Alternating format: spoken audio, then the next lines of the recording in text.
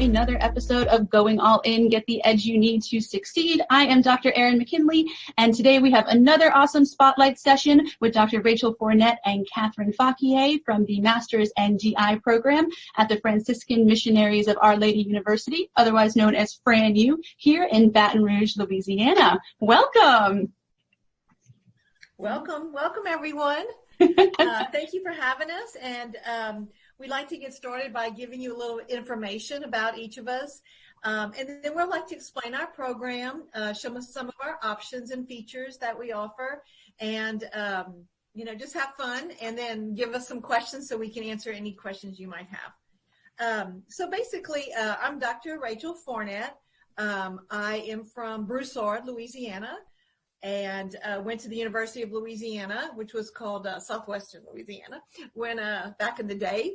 Graduated with actually 2 degrees, one in dietetics and one in home economics education.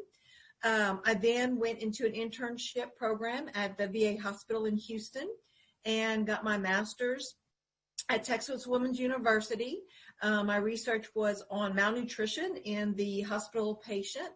From that point on, I started working at MD Anderson Hospital for about 3 years, and I worked in enteral and parenteral nutrition. It was called nutrition support. Came back to Louisiana and started teaching at the University of Louisiana at Lafayette, where I was for 34 years, and got my doctorate in that time at LSU in vocational education with a specialty in program administration.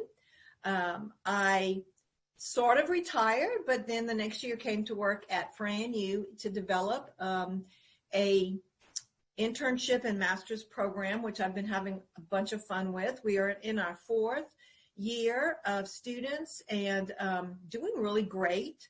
Enjoying it, not really crazy about the commute, but now that we're doing so much virtual and Zoom, it's gotten a little easier. But I am excited about our next cohort of applications and hope to see you. You're just down the street, so if anytime you want to come personally and visit, please reach out to me and Ms. Fakier, and we'd love to show you our digs over here. Now I will let Ms. Fakier talk about her bio. Hey everyone, my name is Kathryn Fakier, and I graduated from LSU with my undergrad degree in dietetics in 2008, and then I went on to pursue my internship and master's at McNeese State University. It was the first year that they had the master's combined with the internship. It was not an online program, and so we did our internship during the day, and we went to school and sat in classes at night. But I was really fortunate after I finished that program. I sat for my RD exam, passed, and then started working at Our Lady of the Lake here in Baton Rouge, and loved it, kind of moved my way around. I was working as a specialist in oncology nutrition. I then started working as the clinical nutrition manager, and then eventually in 2016 I came over to FranU and joined Dr. Fournet in helping her build this wonderful program that we have and that we are excited to share with you today. And I am also a student at LSU. I am finishing up my doctorate degree, hope to graduate in May. Just scheduled my general exams today. So welcome, and we are looking forward to talking about our great program with you today. Okay. All right, so I'll go ahead and get started. And I think Dr. McElhaney said if you could put some questions in the chat box, we'd be really happy to address them as they come. I also want to introduce, I think you can see the participants, Ms. Bianca Jones, who is an alumni of LSU and soon to be an alumni of FranU Dietetic Internship. And so she's available to give you the internship perspective. So thank you for coming, Bianca. So an overview of our program, basically, we're full-time, and it is a 17-month program. It is 4 semesters: fall, spring, summer, and fall. We are approved to accept up to 30 qualified interns, and the application is through DICAS and D&D Digital. And so for you guys, your deadline will be February the 15th of 2021 to apply. Classes begin the following fall semester. We start in August with 3 weeks of orientation, and right around Labor Day is when the students go into rotation. The DI program follows the university academic calendar. That means that you would have breaks in between each semester. And throughout the presentation, we'll be showing you some pictures of our students and some of the things that they are doing. So to the left of this picture is one of our interns who has designed and prepared a fit meal at Our Lady of the Lake. And to the right is one of our tours we did in class with the dietitian at Rouge's. We are a Catholic university, and our mission addresses that focus. We educate and form individual students to become registered dietitians. We form them meeting all the competencies for accreditation to become a servant leader. And that is what our interns stand apart with, that we want to focus on the community, those most in need, and to serve them. It is a very rigorous program, as you can imagine, including your master's degree and a capstone paper. It's individualized in that we listen to you and we want to meet your individual needs and your passion, what you want additional experience in to become an expert. And we uphold ethics and professionalism, and in a very comprehensive manner so that you can pass the RD exam. 100% of our program is online. However, every semester interns take a hybrid internship course. They rotate Monday through Thursday, and then on Friday they come into class so we can actually debrief, talk to each other, find out what's going on, and that's really very good to meet. And the students usually do presentations, or we do SETH or simulation experiences, with Ms. Fakier will speak to you in a minute. The 9 other courses are all online. However, the majority of our professors reside on campus, so they're very available during their office hours if you need assistance. So that's a total of 36 credit hours. And then we have a capstone research project. This is a project that's developed by each intern. We start in the first semester and design a topic and a problem or proposal. They take a statistics class, and then in the spring they take a research method, so they design what type of study they want to do. We begin data collection in the summer, and we wrap it up in the fall. So it's spread out throughout the internship. I do want to acknowledge our graduates. 3 years in a row, our interns have been awarded the Outstanding Graduate Student in Louisiana Award. And so it kind of gives you an idea of, I guess, the rigorousness of it, or how well the students are prepared. FranU does not charge for out-of-state tuition, which makes it a very affordable and in line with many other master programs. In this picture to the right, you can see our new cohort. They're masked as we are practicing, COVID safety, and so this is our new gang. And to the left, you see Ms. Fakier, and this was last year when we were able to recruit on campus. But again, we're looking forward to having this opportunity as well. All right, so the admission requirements are very similar to other programs, but I just felt the need to maybe go through them in case you have any specific questions. We do complete DICAS matching. I've provided the link. The application is due by February the 15th. And I believe this program will open up for you the 1st of December. And so it's important you begin that process immediately. You'll need information from Dr. McElhaney, including the Declaration of Intent. You'll have to connect with each of the colleges or universities that you've attended and get their transcripts to upload into DICAS. And then a successful student for our program should have a minimum GPA of 3.0 and then a didactic course GPA of 3.2. We do ask for an entrance test. In the past, we've asked for the GRE. We are now looking into another type of test called CASPER. And if you're unfamiliar with it, it's a test actually that you can take at home, much more affordable than the GRE. And it screens people skills. Some of them include how you communicate, problem solve, your resilience, how you handle problems, your motivation, and things like that. We'll also be looking, however, at your grades in your English and your writing, because we do a heavy bit of writing in this capstone project. So for those of you who may have taken or signed up for the GRE, we will accept it, and it is presently our preferred score that we look at. So it just might be changing. We'll make that decision before Fancy, and we also have a session at Fancy on Monday from 10 to 10:50, so you can join us there as well. In our admissions requirement, as many, we ask for 3 letters of recommendation. It's wonderful if you can get one from your professor or program director, from an employee, and from any other profession. Then your resume is included. Also a personal letter. And we ask for personal letters, not just to, for the normal questions you might see, but we add a behavioral or some type of application to each question. So you might have people that ask, other programs ask, why did you choose dietetics? So we also want to know, well, what sets you apart? What makes you different? You might be asked for short and long-term goals. And so we ask you for strategies for achieving these goals. What do you have in place? What are your objectives? What are your strengths? What will you bring to our program? What makes you a FRANU perfect candidate? What makes you fit?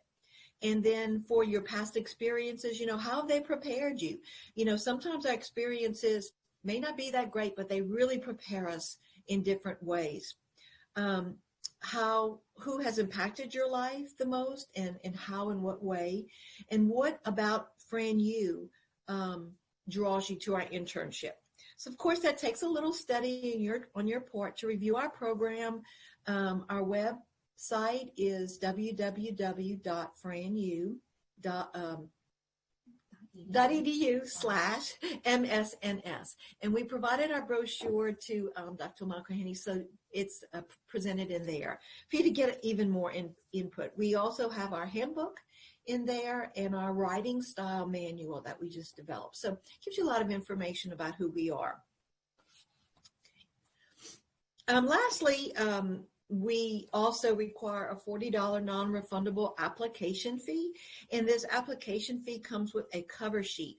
And so this identifies the areas that we have available for students to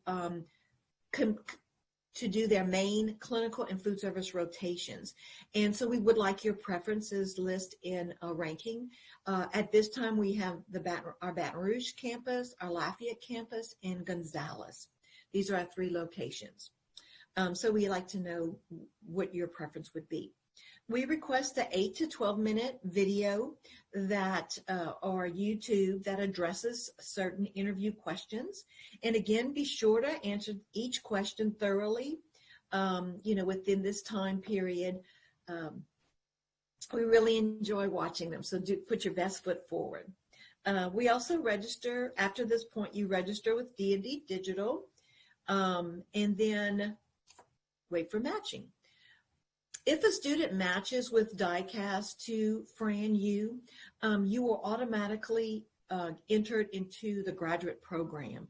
So there's not a separate or additional admission charge or additional paperwork required. It's an all-in-one admission.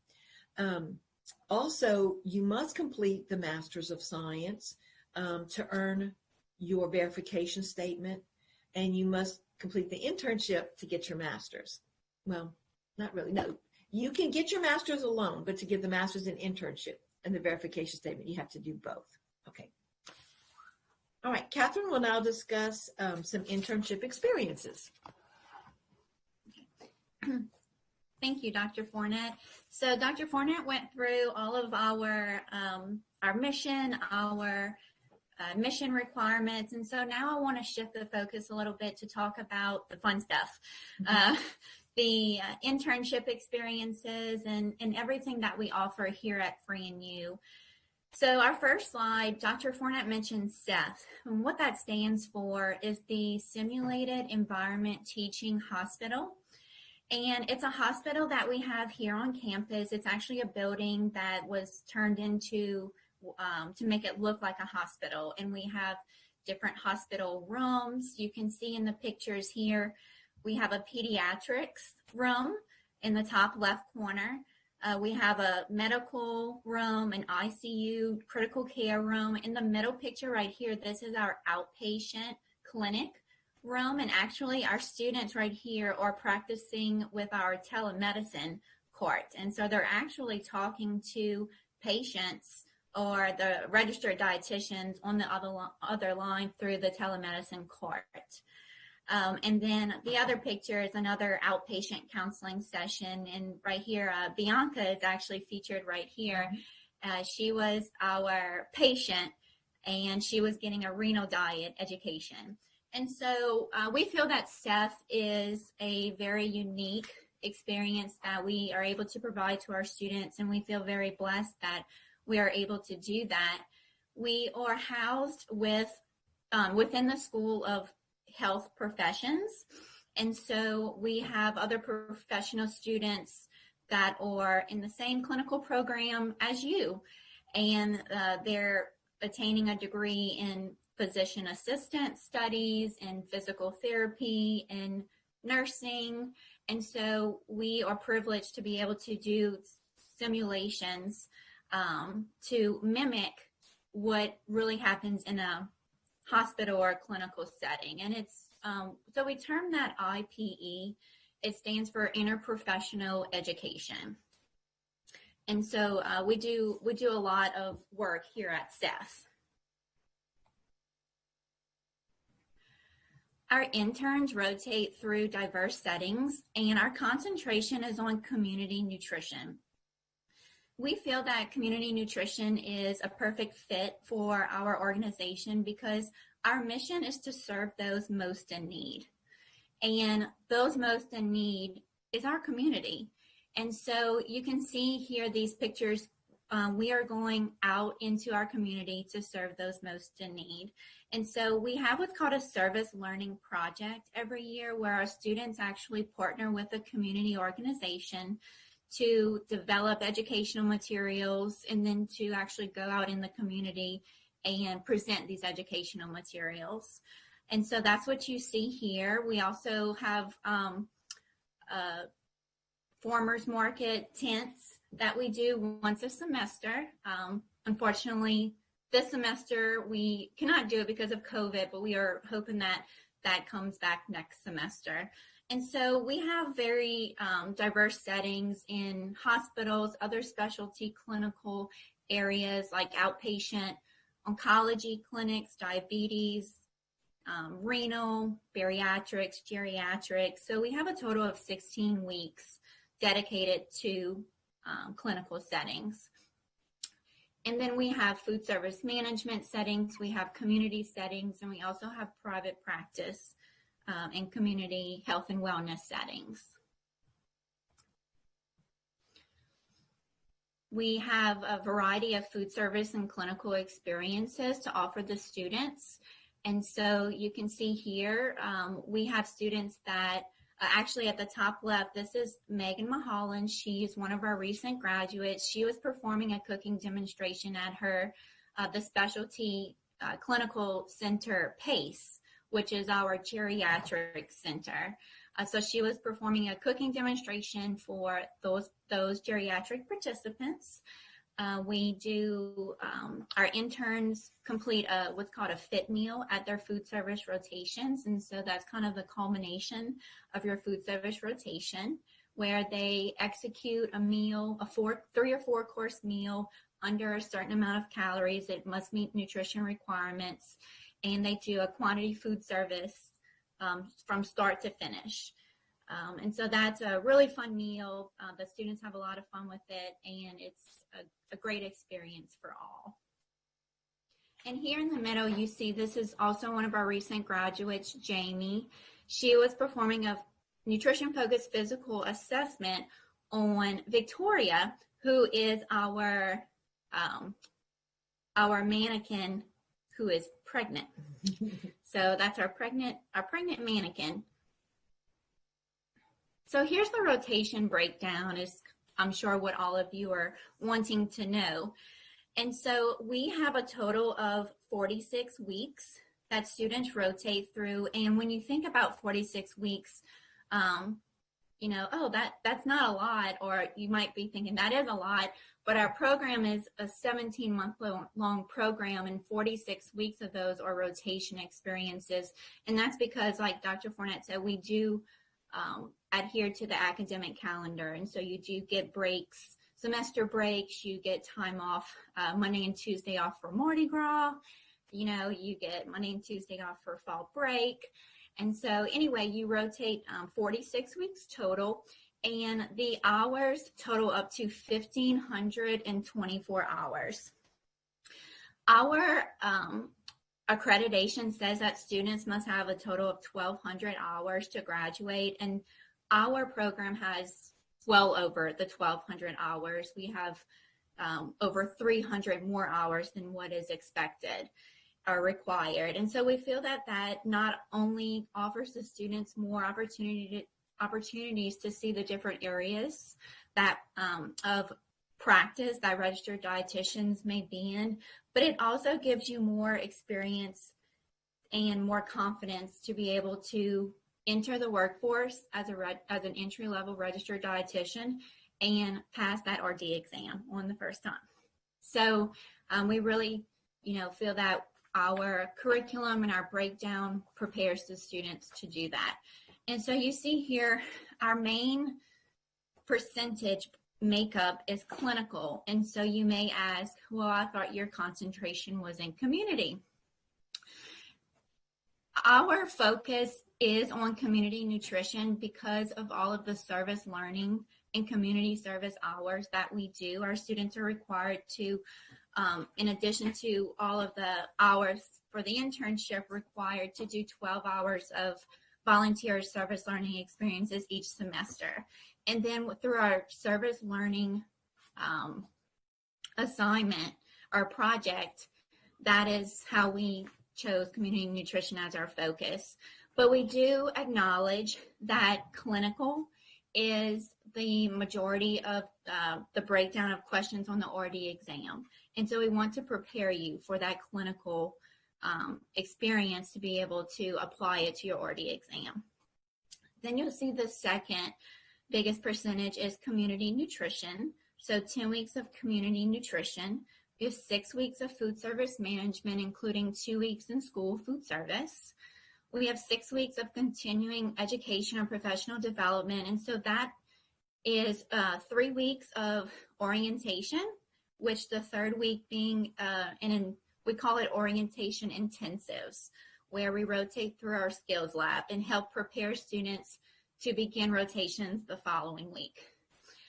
And that also includes hours spent at FNCE, the national conference, which is actually virtual this year, but our students are required to attend FNCE, and they are also required to attend the state conference, the LAND ACT, which is the annual conference and training, which is usually every spring, which unfortunately was canceled this past year. So we also have 5 weeks of business and entrepreneur, which is mainly like in our Healthy Lives setting, which is a wellness program that is offered to employees of the health system. We have 1 week of research at Pennington, and then we count simulation or service learning experiences as part of your required hours. So here's some specialty clinical sites. I feel that we're very fortunate and unique, actually, because our program and our university is part of a health system. It's part of the Franciscan Missionaries of Our Lady Health System, and that's how we got the name, FranU, but our health system encompasses most of these pictures that you see here. And so we have FranU, which is the university that educates and trains the healthcare professionals to be able to go out and start their job and serve in our organization. And so we have Our Lady of the Lake that we're affiliated with. In Baton Rouge, we have Our Lady of Lourdes in Lafayette, the new Our Lady of the Lake Children's Hospital, and Our Lady of the Lake Ascension in Gonzales, formerly known as St. Elizabeth's, and Our Lady of Lourdes Women and Children's in Lafayette. We also have an affiliation with Abbeville General Medical Center, where our Lafayette students may complete a rotation. And then here's a picture of Pennington, which I'm sure most of you are familiar with, that all students complete their research rotation with. So our specialty sites, these are the, most of these pictures, excluding Pennington, or our acute care rotations. But as I mentioned, we have specialty clinics in bariatrics. We have renal specialty clinics. We have oncology, diabetes, pediatrics. You'll do cardiac rotations at Our Lady of the Lake or Our Lady of Lourdes. We, see patients that have malnutrition. Our Lady of Lourdes has a burn unit. So if students rotate there, they may get experience to burn patients. And then we also have a 2-week rotation in geriatrics known as PACE. And so most of these special clinical areas that I've listed here are 2-week rotations. And so that's where those 16 hours of clinical rotations are made up from. Like I mentioned, we have a lot of IPE going on over here, our Interprofessional Education and Collaboration. So we're fortunate enough to be able to work with our undergraduate nursing students as well as our graduate nursing students, like the Family Nurse Practitioner program. We have a physician assistance program that we work very closely with, as well as the Doctorate of Physical Therapy, or PT, students is also a new program that we work closely with. And so these are just some pictures that we wanted to show you guys. On the left, we're practicing again with our telemedicine court. This is a different view. This is the dietitian's view, and they're actually kind of calling into the patient's room. And you can see the patient sitting on the bed in the outpatient clinic and the family member and the other care providers on the other end. They were actually performing a newly diagnosed diabetic education on the patient in our simulation hospital. The top middle picture, if you come to FranU, you will get experience birthing a baby. So, and maybe Bianca can answer questions of her experience on when she birthed the baby. But like I said, we have the Victoria, who is our mannequin, our pregnant mannequin, and she can actually give birth. And although dietitians are not in the room when, moms give birth, we do care for the pediatric patient as well as the mother, the pregnant mother. But this is just a fun experience to show just how, neat simulation is and all the things that simulations and high fidelity models can do. So the bottom picture, you kind of see the baby coming out. That's Kelsey. They're one of our new interns. She was actually waiting to grab the baby as the baby came out. And then on the right is a picture of our service learning project that we did the first year. But we actually coupled with the physician assistant students, and we completed a health fair with the Boys and Girls Club of Baton Rouge. And this picture right here is Caitlin. She is providing a healthy plate and my plate, healthy education, and teaching the children about obesity and healthy eating and ways to prevent obesity. So this is just one example of our community outreach projects. We have excellent preceptors. Our preceptor database has about 150 preceptors and counting. We add new preceptors daily, it seems like. And these are just some pictures of our preceptors. At the top right, you see Brooklyn and Ava. Those are two of our current interns. They're with the chef at Our Lady of the Lake, doing a little cooking demonstration. We have a partnership with Eat Fit Baton Rouge and Eat Fit Acadiana. So you'll see Victoria there at that rotation. In the middle picture was one of our other actually community service outreach projects with the farmers market, and we did a cooking demonstration to participants that went to the farmers market on Saturday morning. It was a lot of fun. They made a salad that they used from ingredients purchased at the farmers market that morning. And on the left there is one of our alumni. Her name is Amy Johnson. She went to LSU. She's an LSU grad, and then she came to FranU. And she graduated in December and actually took a job at Traction, which is a sports medicine facility off of Burbank, working with athletes. And they actually created a position for registered dietitians, and she got the job. So she was the first sports dietitian for Traction. So we're very proud of her. And hopefully we will have an affiliation with her soon to begin rotations over there. I also wanted to talk about a very special rotation called the Professional Supervised Experience rotation. And our seniors that are graduating in December are actually starting this rotation, not this coming Monday, but next on September 28th. It is a 2-week specialty rotation at the very end of your internship. It's the culmination of your internship, okay? So 2 weeks where you, as the intern, can pick anywhere you want to go in the entire country, okay?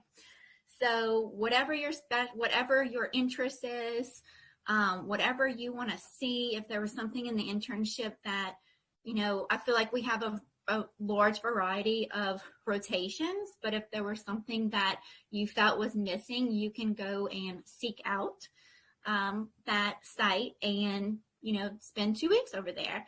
And so if you look on the left, these are just examples of what our current students are going to next week or in 2 weeks. And so one of our students is going to Thibodeau and partnering with the Healthy Cafe, which is a dietitian-run restaurant.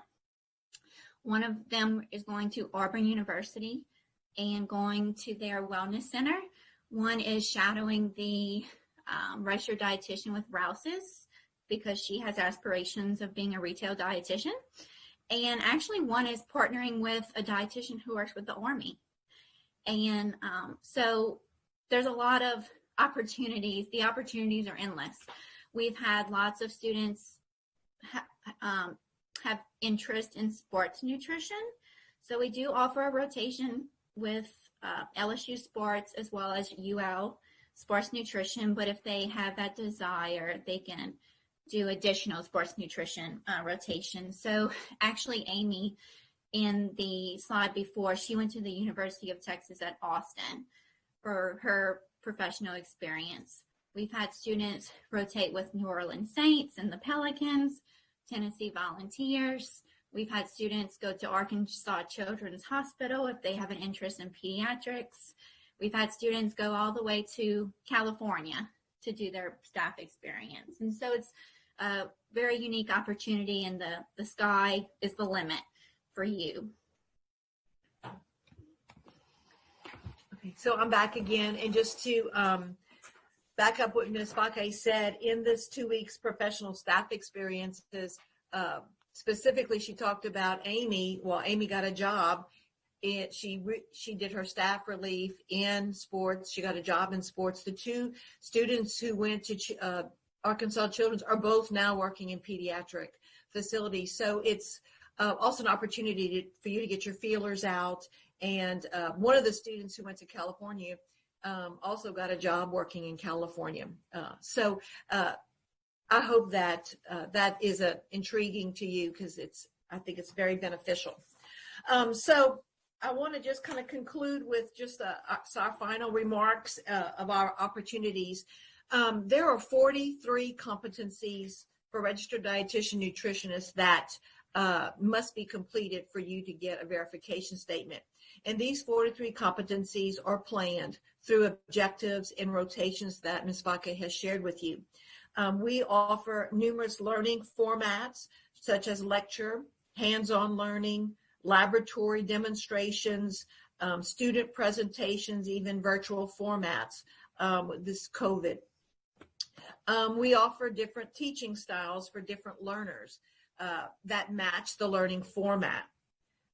Our philosophy, I feel, is one by discussing or lecturing, followed by a student observing and being trained in that area, followed by them doing, because doing is how you learn tactilish. Then evaluating what they're doing, debriefing them, reteaching if needed, and then repetition. So this is the philosophy that we have in learning.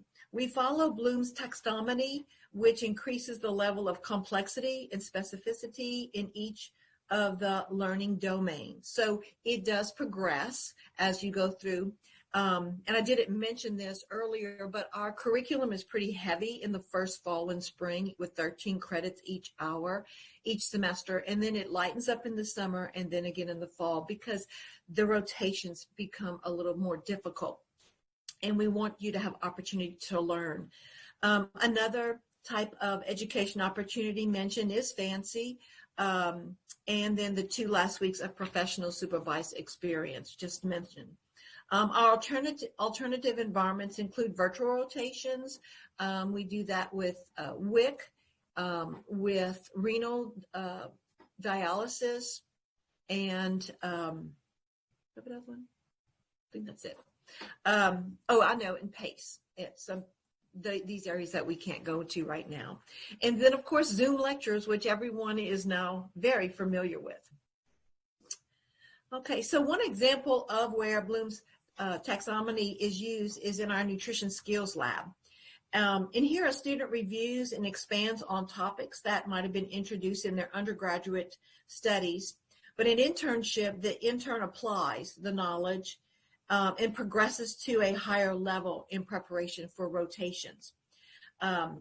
This picture shows a recent workshop that we had for our preceptors where the students explained the different modules that they go through. We were able to purchase models and supplies, equipment you can see in the picture. Well, up to the left is just a basic eating, diabetic diet. To the left at the bottom, you see wounds, burns. And then to the upper right, we have the nutrition focus where we have the edema pads. So some of our intensives, Ms. Fakier just mentioned, in orientation, we have the student review medical terminology, pharmacology, vitamins and minerals, supplements, and the nutrition focused physical, actually performing it so that we can look at their skills. The students then progress to more difficult topics as enteral and parental nutrition, how to do nutrition education and counseling. And then we have ESHA, which is the nutritional analysis that is used as well. In the medical nutrition therapy in our disease states, we have modules on diabetes, cardiovascular disease, pediatrics, renal, wound care, and that number will increase by the time you get here. So part of your tuition and fees includes the Gene Inman RD study manual, and it comes with a USB drive. So we offer 5 to 6 200 question exams throughout the program, 1 the first semester and then 1 or 2 for each semester that follows. This gives the student a real life example of what this mock exam looks like. We divide it into the proper proportions of questions that are asked in each of the domains. They sit in front of us on a computer, it's timed, and the difference is that they're not penalized terribly. They're given the questions and answers, the correct answers at the end of their test, and then they take a retake of the mock where they are to perform better than 80%. So they're studying it, really studying. And at the time of their graduation, they will have gone through about 2,000 questions. We feel that that is a way to prepare a student. Of course, studying is very important. We also use the HEST study manual. Interns lecture to their classmates each semester an internship on these domains, and they take quizzes. So for full disclosure, our passage rate our first year of the program was 85%, and this last class within the first year was 93%. And I will tell you that for a new program, we are very, very proud of these percentages, and we hope they stay in the 90s. Our goal is 100%. Scholarship is essential in a graduate program, and so this capstone project is completed by each intern. In the upper left corner, you can see the format. We have a scholarly showcase. It's held prior to graduation, where the interns stand in front of their poster that they have designed and describe their research results, findings, and their conclusions and recommendations. Just to give you a couple of examples, students may do feasibility studies, which is the feasibility or how can we have this project, and these include a campus recycling at FranU and an aeroponic campus garden. Students may do qualitative studies or interviews. This year we have 3 students interviewing sports dietitians who are working with athletes with eating disorders, and they're asking them basically best practice questions. We also have quantitative surveys on program improvement, maybe regarding IPE, how students learn best, simulations. We have several students working on the Nutrition Skills Lab, developing new models for us. And then, of course, community outreach. We have done projects with the governor's office here in Baton Rouge. And so, as mentioned, they're always interested in having students come into the community. Our students have won ribbons at the scholarship showcases. And so you leave with a sense of pride in what you have accomplished and what you have become an expert in. And so this shows our last graduation class. And, there's room for you in it. All right, so to conclude, the main question that we always get asked is, what do you look for in an applicant? And this is our answer. We always, of course, say, we look for everything that is included in your DICAS. So we look at your GPA, we look at your GRE, we look at letters of recommendation, your personal letter, how well you wrote your personal letter. Of course, all those things are required, but we also look at these 5 core values. And these 5 core values right here are our core values for Franciscan Missionaries of Our Lady Health System, within the health system. And so we feel that graduates of our program and employees in our health system must display these 5 core values and live by them every single day. And so as you're thinking about applying to our program or writing your personal letter, we ask you what core value speaks to you the most. And that's actually a question in our interview. So the 5 core values are service. How are you a servant leader? Your joyfulness of spirit. How does joyfulness of spirit relate to you, and how do you portray that in your community and those that you love and are surrounded with and by? A reverence and love for all of life. So showing that every life is important, whether that is your fellow man or the blade of grass that you stand on.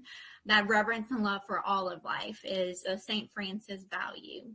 Humility, being humble in your nature and your attitude, and justice for all. So that is really what we look for in an applicant, how well you display these 5 core values and how well you fit with our mission. We want students that not only can, meet our admission requirements and perform well in our program, but they're also a good mission fit, because when they graduate from our program, they represent our program to the best of their ability, and they represent it by displaying these 5 core values that we live by. So who's ready to join us? We're ready for you to join us. We hope that you consider us when you are applying to dietetic internships, and we wish all of you good luck. And right now we'll answer any questions that you may have.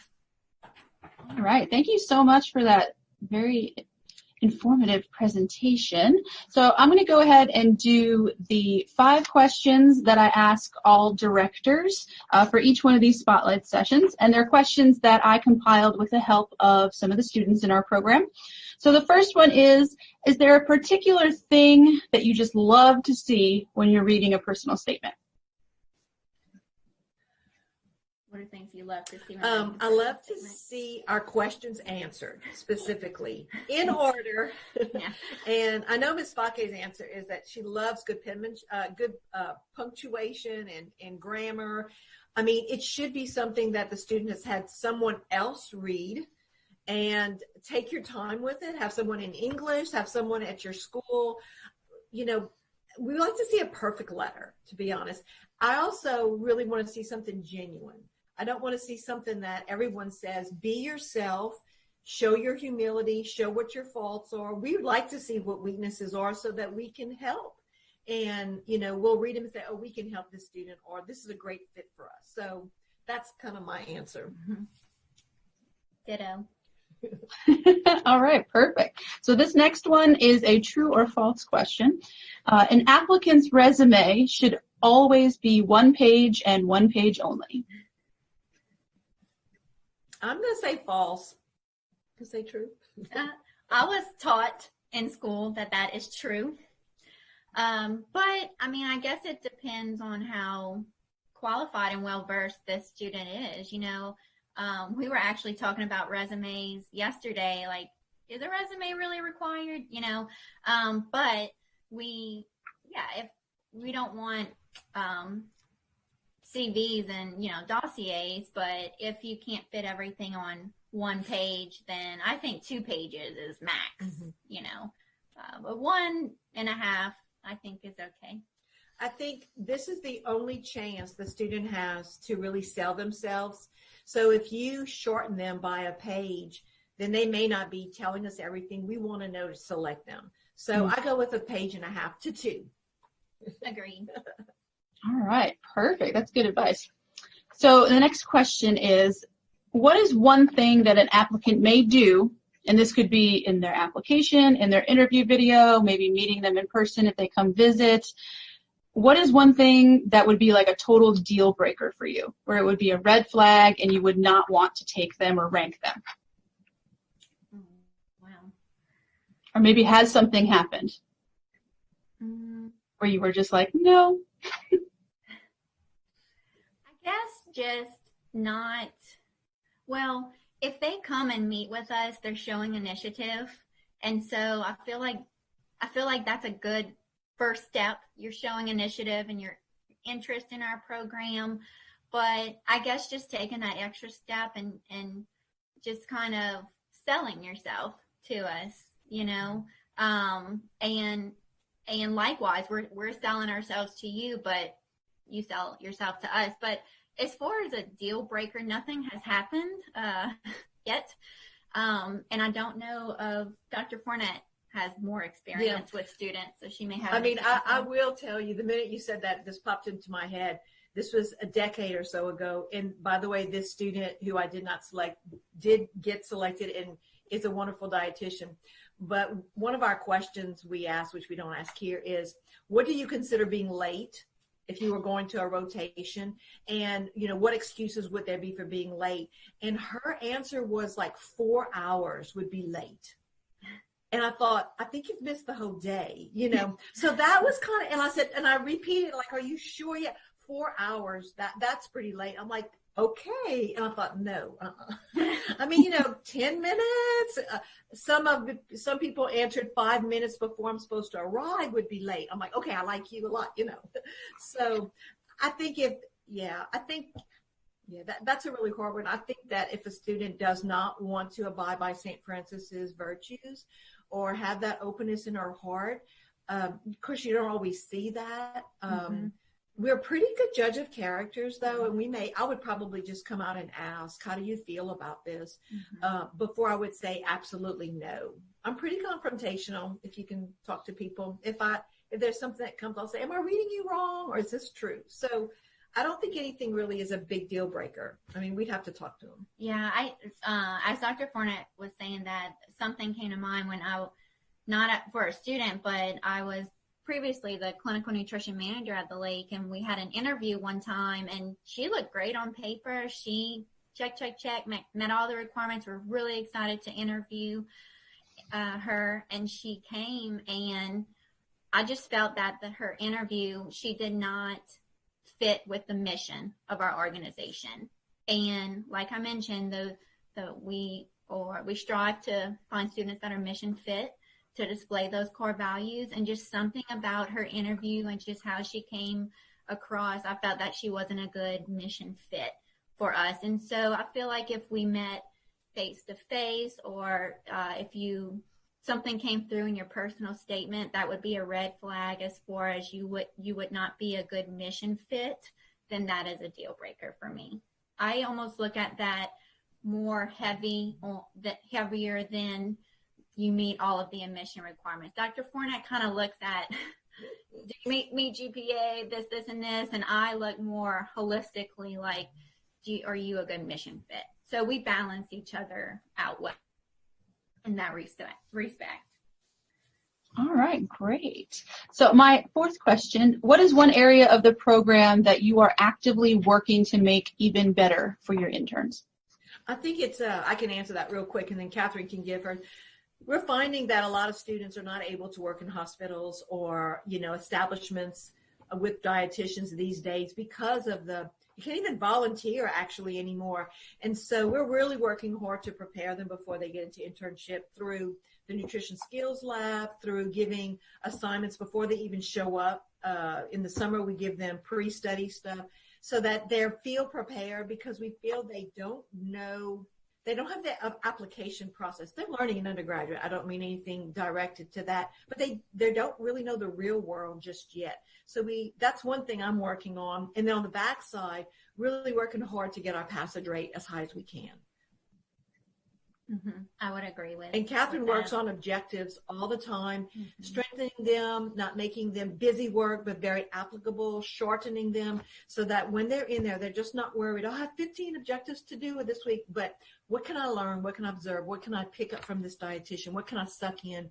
And then go home and do the objectives, not just so busy work, All right, great. So my last question is a two-parter. So the first part is, what would be the best or three really good adjectives or descriptors to describe your program? I think it's in our mission statement. I think we are rigorous. I think we're faith-based. I mean, we start every class with a prayer. When a student comes in, we pray first. I feel that we're very humble in a very proud way. I think we're open to Bianca needs to answer that. I feel like when they have a problem, they can come to us. We cherish them. I love them. We really serve with St. Francis at our heart. Aside from, I think, being a really doggone good internship. We have wonderful facilities, high level. Our students are, really learn a lot. So I gave you a bunch of adjectives. You choose the three you want to use. And I'll be quiet and let Kathryn talk. So the second part of the question is 3 adjectives to describe your ideal applicant. Okay, there you go. You could do that one. Okay, ideal applicant. Okay. Professional. Another adjective, willingness to learn and being open-minded, and being open-minded to constructive criticism and feedback. And the third one would be flexible. And we have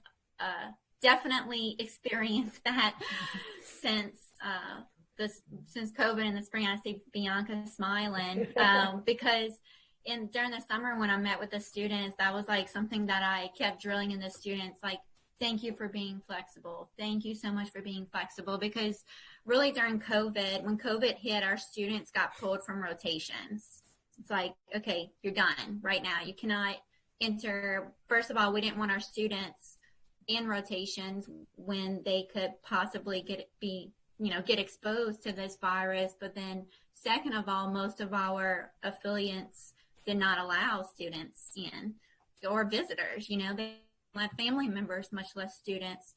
And then, so when students were allowed back in rotations, majority starting June 1st, we had to make up those hours lost by adding them to the semester breaks. And so our students did not get a semester break. And, I just kept thanking them, thank you for being flexible. Thank you for not, complaining or anything like that. This is something that is affecting the entire world. And flexibility is definitely a huge characteristic that we like to see in our students. Perfect. All right, so I'm checking the chat, and it looks like the one question we had in there was definitely answered with one of the slides talking about the qualities that you look for in applicants. So I want to ask Bianca a question. She wants to unmute herself. So Bianca, what has been your favorite rotation that you've done so far? It's kind of between two. So I basically, both my parents have diabetes. And so going into nutrition, deciding what I wanted to major in undergrad, that was my main focus. That's what I was really interested in. I kind of like bariatrics. I went into the rotation, I think in June, and I didn't think I would really, be that interested in it, but it really opened my eyes, and just seeing how Miss Sheila counseled the patients and different things like that, and there are different reasons for actually having bariatric surgery, was interesting to me. But I am going back for my professional staff experience at LSU Health Diabetes with Lindsay, because that's mainly what I want to do once I'm done. Awesome. I'm glad to hear that you're doing so well, and we miss you, of course. All right, so students that are live with us, does anyone have a question they want to ask the directors, ask Bianca, anything you feel like you haven't gotten answered yet? I have a question. Is it possible to work like part-time job during the internship? Yeah. We have some interns that are working now. Bianca, you can answer it. But they mainly work on the weekends because, like Ms. Fakier and Dr. Fournet said, we rotate from Monday through Thursday, and then we have class on Fridays. So, I mean, if you have a boss that's flexible that can let you work on the weekends, or maybe even after rotations, maybe, but definitely weekends. But I don't work because I just don't think I can handle it.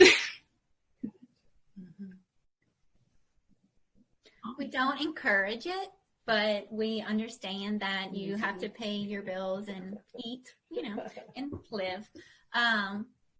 So yeah, if you can, some of our students with some of their jobs, they're like a Pilates instructor, like in the evenings or on weekends, or they work at as a waitress or waiter at a restaurant, that they can work those after hours or weekends. But we don't encourage it, especially during the first year, because it is so heavy on our coursework. There are, though, opportunities during our Christmas break, because we get out the first week of December. We don't go back until the second week, I believe, in January. So that's a good chunk of time, especially, and also between the spring and the summer vacation, summer and fall, if we don't have COVID. It's opportunities for you to gain employment. But it is very difficult. Realize that some rotations are 1 week. So that weekend, you're preparing your objectives for the following week. The next weekend, you're preparing for the next. And if it's a longer rotation, you probably have projects in between. But again, yes, we've had students in each class that have worked. Some have even worked at the hospital, which is really great. So just prepare your employer now if that's something that you'll need to do. All right. Does anyone else have any additional questions that they'd like to ask? Cameron, you're on mute, or we can't hear you, I should say. Mm-mm.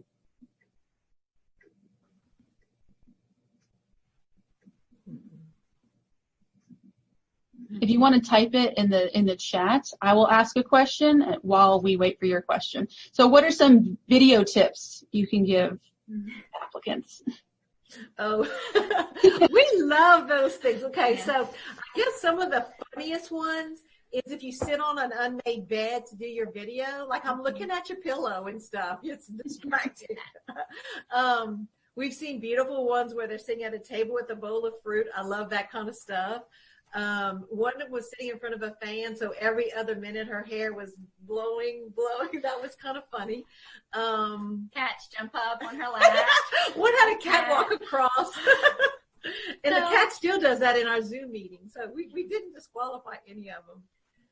Just edit, maybe look back and edit your video, make sure it's a little professional before coming to us. But, we have 5 questions that we ask, and we, make sure you address those 5 questions, kind of get to the point, but make sure that you address the question well and thoroughly. Yeah. And just be yourself and show who you are. Take your time, though. Don't answer it real quick and go to the next one, because we want to hear what you have to say. So maybe, practice it and maybe 2 or 3 minutes or more at least on each question, so that we hear a little bit. We've had questions that have been like 3 minutes. So we look at each other like, well, we didn't really learn anything more. Now we've had some that were 20 minutes and that's a little bit too long. Mm-hmm. But, so that's what I said, maybe 8 to 12 minutes would be something good. But just be yourself. That's the best thing that we can tell you. And I will give a little piece of advice. If, you're thinking, how do I share this video? Because most videos are too large to send via email. I feel the best way is to convert, like maybe record you on Zoom, right now, and then convert it to a YouTube link and just email Dr. Fournet the link. It is the easiest way that we've been able to retrieve videos, because then we can share it to our selection committee the easiest as well. Because it's not just Dr. Fournet and I making the decisions on your applications. We do have a selection committee that's composed of our current students as well as preceptors in our organization that look at all of the applications and weigh in. I don't see a question yet from Cam, so I'll ask another one. Are y'all thinking about trying to do an open house this year, or should folks try to just reach out to you to schedule a Zoom call? Do you want folks trying to come to your campus to say hi, see the sim lab, all that stuff? We are having a virtual open house for graduate programs. I'll tell you the date. It is scheduled for October the 29th. It's from 6 to 8 p.m. And it's FranU Graduate Program Information Night. So we have that in October. And I briefly mentioned it also in depth, which is the Nutrition Dietetic Education Practice Group. Our virtual fair that usually is the Sunday night in Fancy is on a Monday from 10 to 10:50. We're in booth 4, so come see us in booth 4. I'm not sure exactly how the students enroll in that. Dr. McElhaney will probably have to figure that out. They haven't told us exactly yet. Okay. But it's going to be a lot of the same. This is kind of our big show. So we're okay. We just can't have a lot of visitors at one time. Like 7 can't come. Maybe 2 or 3, and we can walk them through. We also are preparing for our site visit for full accreditation next month, and we are actually going to be composing a video of a tour of our campus. And so perhaps that is something that we can share with the students if they are not physically able to come to campus. We can share the video of the tour of our campus. Perfect. Okay, so I have one question in the chat from Cameron. She's also very interested in diabetes education, but she feels like she's not always seeing clinical rounds and internships that are dedicated to diabetes. So do you have any recommendations for opportunities that interns could get in diabetes care when they're in your internship, so that they can get, when they're done, they have a foot in the door for possibly going straight into that for work opportunities? So, yeah, I can answer that. We actually have 4 diabetes sites in our internship. We have 3 diabetes clinics in Baton Rouge, actually 4 now, 4 diabetes clinics in Baton Rouge and 1 in Lafayette. So we have 5 diabetes clinics in all. In our internship, we have a 2-week rotation dedicated specifically to diabetes. And as Bianca was saying, the 2 weeks at the end of the internship, you can get 2 weeks more in diabetes, perhaps at another clinic that you didn't or weren't originally scheduled with. And actually 1 year we had a student that she loved diabetes too, and she went an extra week for her staff experience. And so instead of doing 2 weeks, she did 3 weeks, and she did 1 week at each clinic, around town. And so she actually got 5 weeks of diabetes specialty by the end of the internship. So, and she works in diabetes now. And she got a beautiful job in Utah? Mexico. Yeah, Mexico. New Mexico. At a facility where she is actually opening or planning, and maybe by now, a diabetic education center. So she had that backing. They were very impressed and hired her. So as far as volunteer opportunities, I'm assuming you're speaking volunteer opportunities now. No. I would recommend you can email Dr. Fournet or I, and we can hook you up with our diabetes preceptors. And then we have a volunteer program through Our Lady of the Lake or the FMO health system, and you apply to be a volunteer, and then you can designate in which area you want to volunteer. And so we've had actually LSU students go through the volunteer orientation process and volunteer with the clinical dietitians and food service management. When I was a clinical manager, I had an LSU volunteer with me, and she's a great dietitian now. But if, there might be opportunities to volunteer at the diabetes centers. Even if it's a virtual one, or maybe you can do just work at home to help her in some way. Anything. You have to think out of the box for sure right now. Definitely. Oh, that was great. Okay. Any students have any more questions before we wrap up today? Everyone's good? Well, if you think of some, we will make sure that you get connected to the directors. And for those at home, if you're interested in getting more information about the program at FranU, I provided a link to their program in the description below this video. And as always, don't forget to like this video and subscribe so you never miss an episode or a spotlight session. And we'll see you next time. Bye. Thank you. Thank you. Bye. Bye.